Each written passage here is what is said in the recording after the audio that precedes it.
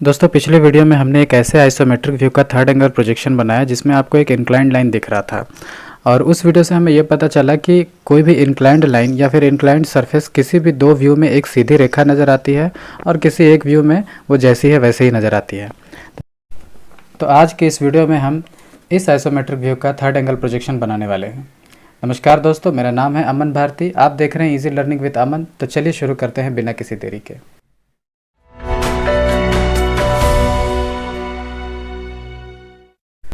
तो इस ऑब्जेक्ट को ध्यान से देखिए, इसमें क्लियरली शो किया गया है इसकी लंबाई 108 है, चौड़ाई 64 और ऊंचाई 56 mm है। अगर इसकी लंबाई की हम बात करें तो यहाँ पे आपको 88 mm का डायमेंशन नज़र आ रहा होगा, उसके बाद 20 mm का डायमेंशन। अगर इन दोनों को हम जोड़ें तो हमें 108 mm मिलता है। साथ ही साथ अगर आप ऊंचाई के लिए देखें, यानी कि ऊंचाई जो 56 mm दिया हुआ है, ये यहाँ पे 24 mm ऊंचाई है और इसके बाद 32 mm, दोनों को जोड़ने से हमें 56 मिलता है।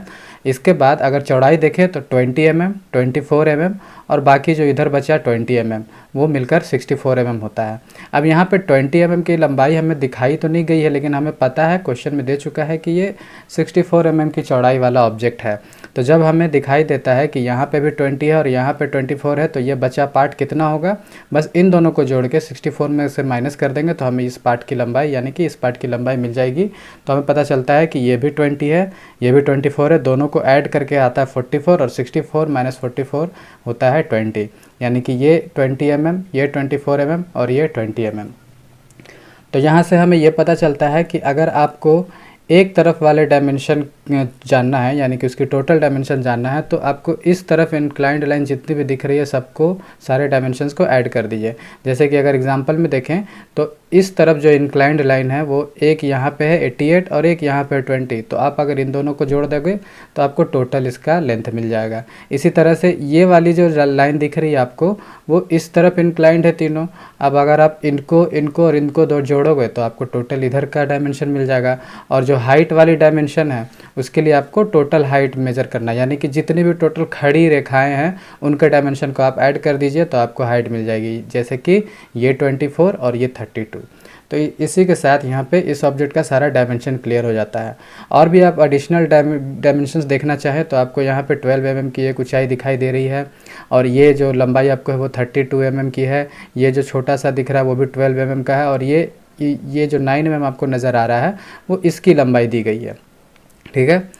अब इस ऑब्जेक्ट में जैसा कि आप देख सकते हैं कि एक इंक्लाइंड सरफेस भी है, जैसा कि पिछले वीडियो में हमने देखा था, एक इंक्लाइंड सरफेस है और साथ ही साथ एक सेमी सर्कुलर कटआउट भी है यहाँ पे। यानी कि इस ऑब्जेक्ट को कुछ इस प्रकार से काटा गया है यहाँ पे, जो कि सेमी सर्कुलर के आकार का है। ठीक है। तो इंक्लाइंड के बारे में हम जान चुके हैं। इंक्लाइंड सरफेस एक ऐसा सरफेस होता है जिसे जो किसी भी दो व्यू में कॉमन होता है। जैसे कि अगर आप इसे फ्रंट से देखोगे तो भी ये इंक्लाइंड सरफेस दिखेगा, टॉप से देखोगे तो भी ये इंक्लाइंड सरफेस दिखेगा, हम पिछले वीडियो में देख चुके हैं। लेकिन अब आज हम देखेंगे कि हम इस सर्कुलर पार्ट को कैसे बनाते हैं। आगे बढ़ने से पहले आपको ये पता होना चाहिए कि जो एक वृत्त है वो आइसोमेट्रिक व्यू में एक इलिप्स की तरह नज़र आता है, यानी कि यूँ कहें कि एक अंडाकार आकार में नज़र आता है। तो अगर ये सर्कल मान लीजिए कि यहाँ से पूरा होता, ये जो आपको सर्कल नज़र आ रहा है, अगर ये पूरा होता तो ये आपको एक इलिप्स की तरह नज़र आता या फिर एक अंडाकार आकृति नज़र आती। तो क्योंकि यहाँ पे एक सेमी सर्कल दिया गया, यानी अर्धवृत्त दिया गया है, तो समझ लीजिए कि इलिप्स का एक कोई आधा हिस्सा है या फिर अंडा का आधा हिस्सा है। ठीक है। लेकिन असल में तो ये है एक सर्कुलर पार्ट ही, सर्कुलर कटआउट है ये। वो तो आइसोमेट्रिक से देखने पे हमें अंडाकार नज़र आ रहा है, लेकिन जब हम इसका अलग अलग व्यू बनाएंगे तब हमें सर्कुलर पार्ट नज़र आएगा। तो एक जब ये सर्कुलर पार्ट है तो इसका कुछ रेडियस भी होगा। तो आप ध्यान से देखोगे यहाँ पे आपको रेडियस दिया गया है R20, यानी कि इसका रेडियस जो है वो 20 mm का है। तो हमें इस तरह से इसका रेडियस भी पता चल चुका है। तो चलिए अब इस ऑब्जेक्ट को हम थर्ड एंगल प्रोजेक्शन बनाते हैं, और बाकी की चीज़ें तो है ही आपके पास, फ्रंट व्यू और साइड व्यू और टॉप व्यू तो ऊपर रहता ही है, क्योंकि ये साइड राइट में, इसीलिए ये राइट हैंड साइड व्यू दिया गया है। हम इसका थर्ड एंगल प्रोजेक्शन बनाएंगे, यानी कि फ्रंट व्यू, यानी कि एलिवेशन यहाँ, प्लान यहाँ और राइट हैंड साइड व्यू यहाँ। तो चलिए इसको बनाना शुरू करते हैं। तो फ्रंट से देखने पे हमें जो जो पार्ट नज़र आता है उसे मैंने ऑलरेडी शेडिंग कर लिया है। तो आप यहाँ से देख सकते हैं कि 88 mm की जो लंबाई है वो नज़र आएगी, प्लस ये 20 mm, यानी कि 106 mm टोटल जो इसकी लंबाई है वो तो हमें नज़र आ गई। यानी कि यहाँ पर हम यहाँ से यहाँ तक 106 mm बनाएंगे। और हमें ये भी पता है कि जब फ्रंट से देखते हैं तो हमें इसका पूरी हाइट, ऑब्जेक्ट की पूरी हाइट नज़र आती है। तो ऑब्जेक्ट की हाइट यहाँ पे दी गई है 56 mm, यानी कि इस ऑब्जेक्ट को जब हम यहाँ पे बनाएंगे तो यहाँ से 56 mm नीचे लेकर बनाएंगे। और अब यहाँ पे हम आते हैं इंक्लाइंड पार्ट पे। तो जो आपको ये इंक्लाइंड नज़र आ रही है, इंक्लाइंड लाइन, मैंने पहले वीडियो में बता चुका है कि ये जो है वो आपको वर्टिकल नज़र आएगा, और जो ये इंक्लाइंड सरफेस है वो भी एक वर्टिकल सरफेस ही नज़र आएगा, और इसकी हाइट 56 mm से ऊपर नहीं होगी।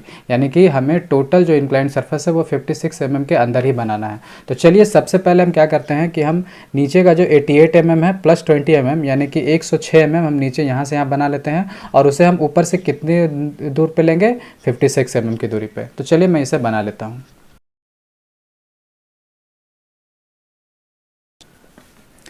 तो यहाँ पे आप देख सकते हैं मैंने 106 mm की लाइन को डार्क कर लिया, और ये 56 mm का मैंने लाइन अभी इसको डार्क नहीं किया क्योंकि यहाँ पे ये डार्क पूरा नहीं हो पाएगा। एक चीज़ आप और ध्यान दीजिएगा कि फ्रंट से देखने पे ये जो सेमी सर्कुलर कटआउट है ये फ्रंट के लिए हिडन पार्ट है, ये छुपा हुआ पार्ट है। फ्रंट से देखने पे हमें नहीं पता चलेगा कि वो कटा हुआ है या नहीं है, लेकिन वो कटा हुआ है, तो ध्यान रखें, उसे हम एक हिडन लाइन से बनाएंगे। चलिए तो अब देखते हैं कि बाएं तरफ ये हमारा सर्कुलर पार्ट, ये इंक्लाइंड पार्ट नज़र आ रहा है, तो इस इंक्लाइंड पार्ट को हम बाएं तरफ बनाएंगे। तो सबसे पहले इस पॉइंट से, यानी कि इस पॉइंट से हम 12 mm ऊपर जाएंगे, फिर इस इंक्लाइंड पार्ट को बनाएंगे, और टोटल 56 mm के अंदर बनाना है। तो क्यों ना हम 12 और साथ में जो इंक्लाइंड पार्ट है उसको मिलाकर ही बना दें, क्योंकि बनना तो एक वर्टिकल लाइन है, इसीलिए हम 12 mm मापने की तकलीफ नहीं करेंगे, हम सीधे 56 mm की एक लाइन खींच देंगे जो टोटल बन जाएगी हमारी। तो चलिए मैं यहाँ से एक 56 mm की लाइन खींच देता हूँ।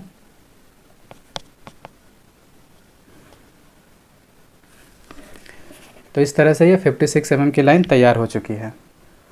तो ये हो जाने के बाद अगर हम इस पॉइंट को देखें तो हम इस पॉइंट तक पहुंच गए, यानी कि ये वाली पॉइंट जो है वो इस पॉइंट को रिप्रेजेंट करता है। इसके बाद हमें इधर दाहिनी तरफ जाना है, फिर इधर आते हैं और फिर दाहिनी तरफ जाना है।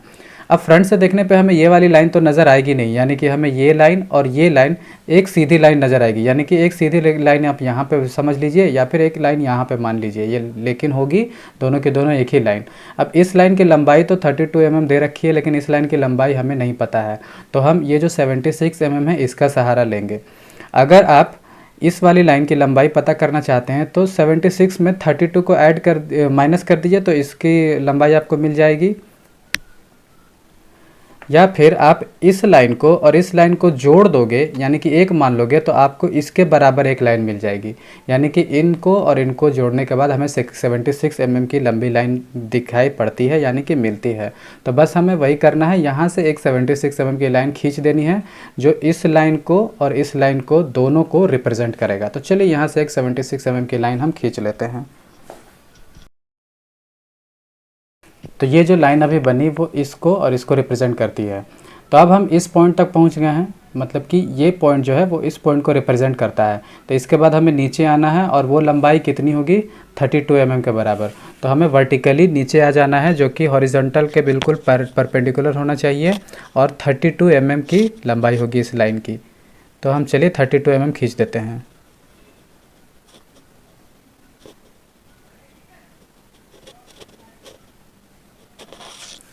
तो इस तरह से ये जो लाइन बनी वो इस लाइन को रिप्रेजेंट करती है। इसके बाद ये यहाँ तक, इस पॉइंट तक हम आ गए, इसके बाद हमें इधर जाना है, और ये इसकी लंबाई है 12 mm। तो चलिए 12 mm इसको भी हम खींच देते हैं। ठीक है, तो इस पॉइंट के साथ हम इस पॉइंट तक पहुँच चुके हैं। इसके बाद फिर एक लाइन नीचे आएगी, तो चलिए इसको नीचे भी मिला देते हैं हम। अब हमें चिंता नहीं करनी है कि ये लाइन कितनी लंबी होगी, हालांकि ये है 24 mm, लेकिन अब 24 mm की ही जगह बची है, तो हमें नापने की ज़रूरत नहीं है, बस हमें परपेंडिकुलर होने का ध्यान देना है।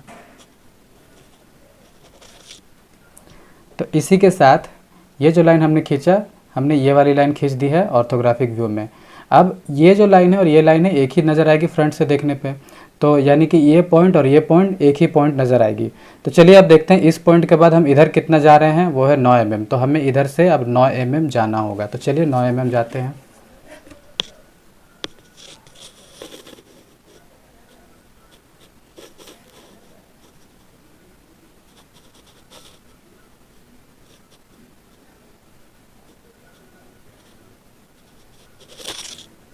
तो ये हो गई वो 9 mm की लाइन। तो ये जो पॉइंट आपको नज़र आ रहा है वो पॉइंट ये है, इस पॉइंट को रिप्रेजेंट करता है। इसके बाद एक लाइन इधर जा रही है जो फाइनली यहाँ पे मिल रही है, यानी कि 106 mm के एंड पॉइंट पर मिल रही है। और ये लाइन कितनी लंबी है हमें पता नहीं है। और ये जो लाइन है वो ना तो इधर 30 डिग्री के एंगल पर इंक्लाइंड है, ना ही इधर 30 डिग्री के एंगल पर इंक्लाइंड है। इसका एक अपना ही इंक्लिनेशन है जो हमें दिया नहीं गया है। तो मैंने पिछले वीडियो में आपको बताया था कि जो लाइन अपना ही एक इंक्लिनेशन लेकर चलता है या फिर किसी और एंगल पर इंक्लाइंड होता है उसे सबसे लास्ट में बनाना चाहिए, वो खुद बन जाता है। तो आखिर में अब बस हमें ये करना है कि इस पॉइंट को इस पॉइंट से मिला देना है। तो जो लाइन बनेगी वो इस लाइन को रिप्रेजेंट करेगी और उसका अपना ही इंक्लिनेशन होगा और वो बिल्कुल सही होगा। तो बस इस लाइन को मिला दीजिए।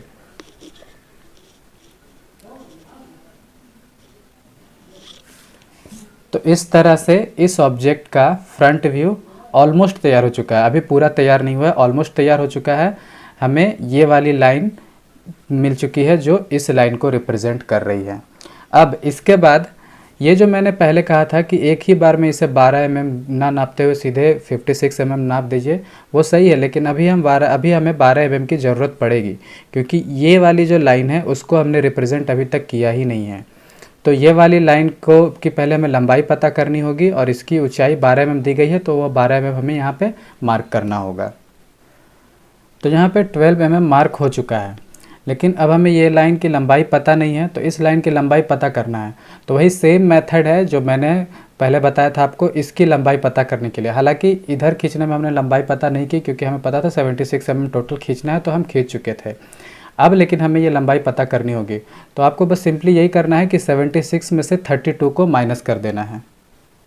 तो माइनस करने के बाद आपको मिलेगा 44, यानी कि ये जो लाइन है इसकी लंबाई 44 है और इसके बाद जितनी ऊंचाई ये बचेगी वो ऊंचाई ये कवर करेगी। तो सबसे पहले यहाँ पे आप एक 44 mm की लाइन खींच लीजिए। तो ये लाइन खींचे जाने के बाद आपको देख रहे होंगे कि यहाँ से एक लाइन ऊपर जा रही है जिसकी लंबाई क्या है हमें पता नहीं। बस आपको ये लाइन ऊपर लेके चले जाना है इस पॉइंट तक। अब ये जो पॉइंट है वो इस पॉइंट के बिल्कुल बराबर है, यानी कि ये दोनों पॉइंट एक ही पॉइंट को रिप्रेजेंट करते हैं। तो हमने जो ये वाली लाइन बनाई थी, यानी कि यहाँ से यहाँ जो लाइन बनाई थी, इसी लाइन पर ये पॉइंट है, यानी कि ये जो लाइन नीचे निकलेगी वो इस लाइन तक जाकर मिलेगी।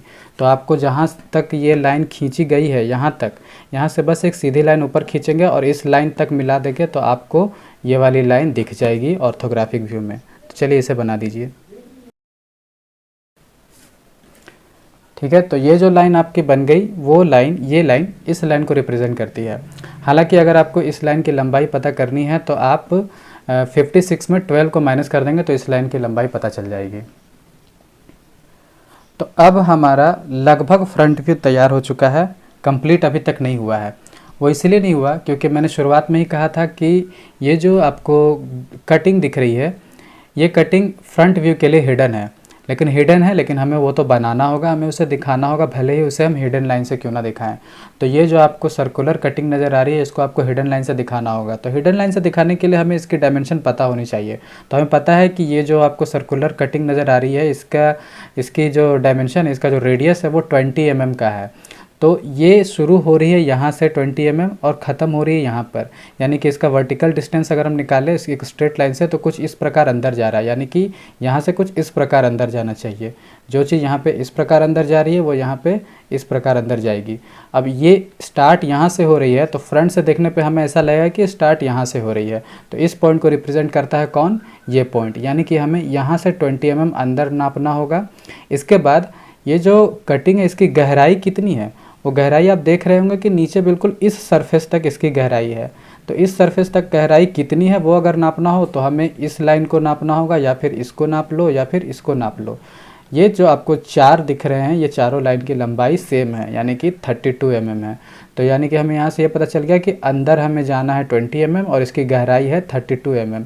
तो जब हम यहाँ से 32 mm नीचे आते हैं तो इस सरफेस तक पहुँच जाते हैं और इस सरफेस का रिप्रेजेंटेशन यहाँ पे है, ये सरफेस, यानी कि इस सरफेस तक पहुँचते हैं। तो हमें बस यहाँ से नीचे 32 mm यहाँ तक आना और इसके बाद इधर चले आना है। तो चलिए सबसे पहले 20 mm इधर अंदर जाएंगे, इस तरफ अंदर, फिर इसकी गहराई नीचे आएगी 32 mm। तो इस तरह से हम सेमी सर्कुलर कटिंग का हिडन पार्ट दिखा सकते हैं।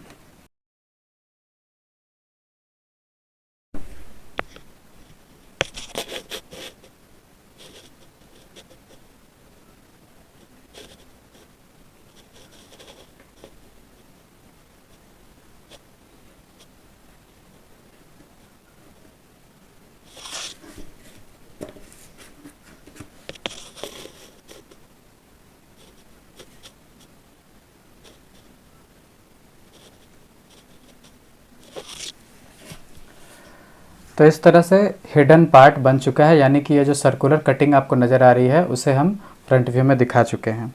तो अब ये पूरी तरह से फ्रंट व्यू कंप्लीट हो जाता है इस ऑब्जेक्ट का, यानी कि इस आइसोमेट्रिक व्यू का।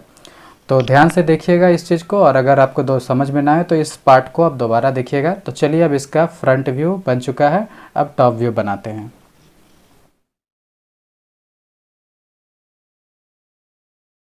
एक रेखा रहेगी और ये जो सेंटर लाइन है, जो सेंटर लाइन हमें बता रहा है ये सेमी सर्कल का सेंटर कहाँ पे होगा, ये भी इम्पॉर्टेंट है, इसको भी हम ट्रेस करेंगे। इसके बाद ये 3 पॉइंट्स 1 2 3, इन 3 पॉइंट्स को भी ट्रेस करेंगे। इसके बाद ये पॉइंट भी इंपॉर्टेंट है क्योंकि ये हमें बता रहा है कि सर्कल कहाँ पे ख़त्म हो रहा है। जो हमारा सेमी सर्कल है, अगर वो इधर से शुरू हो रहा है तो यहाँ पे ख़त्म हो रहा है, अगर वो यहाँ पे शुरू हो रहा है तो यहाँ पे ख़त्म हो रहा है। दोनों ही पॉइंट इक्वली इंपॉर्टेंट है। इसके बाद ये वाली पॉइंट का, इन दोनों पॉइंट्स की लाइन तो ऑलरेडी बनी रहती है। तो इस तरह से कई सारे लाइन पॉइंट्स हमें इस लाइन पर मिल जाएंगे, उनको बस फिर सीधे वर्टिकली हमें नीचे ट्रेस करते जाना है और हमें